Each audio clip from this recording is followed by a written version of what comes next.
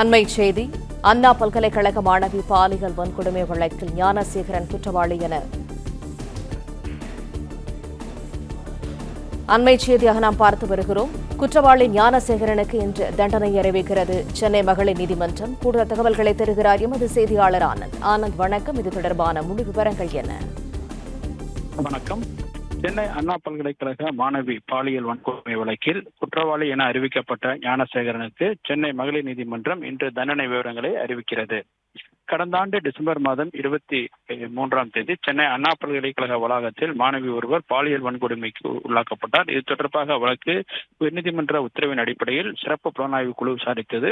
இந்த வழக்கை விசாரித்த சிறப்பு புலனாய்வு குழு கோட்டூர்புரத்தைச் சேர்ந்த பிரியாணி கடை நடத்தி வந்த ஞானசேகரன் என்பவரை கைது செய்தது. இந்த நிலையில் இந்த வழக்கில் கடந்த பிப்ரவரி மாதம் சென்னை சேதாப்பேட்டை நீதிமன்றத்தில் குற்றப்பத்திரிகை சிறப்பு புலனாய்வு பிரிவு தாக்கல் செய்தது. பின்னர் இந்த வழக்கு சென்னை மகளிர் நீதிமன்றத்திற்கு மாற்றப்பட்டது. இந்த நிலையில் இந்த வழக்கினுடைய விசாரணை சென்னை மகளிர் நீதிமன்றத்தில் கடந்த ஏப்ரல் மாதம் தொடங்கியது. சாட்சி விசாரணைகள் தொடங்கியது.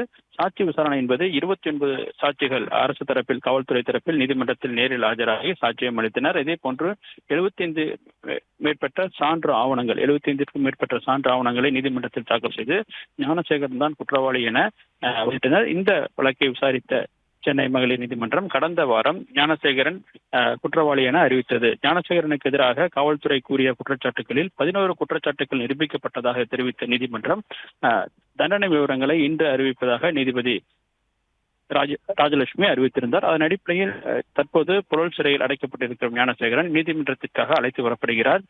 இவருக்கான தண்டனை விவரங்கள் இன்று காலை 10:30 மணிக்கு சென்னை மகளிர் நீதிமன்றம் அறிவிக்க உள்ளது.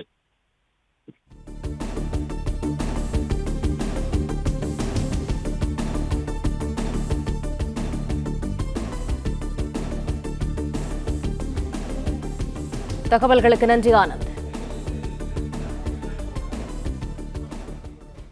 பிளே ஸ்டோர் மற்றும் ஆப் ஸ்டோரில் இருந்து பாலிமர் செயலியை QR கோடு மூலம் பதிவிறக்கம் செய்யுங்கள். செய்திகளை உடனுக்குடன் பெறுங்கள்.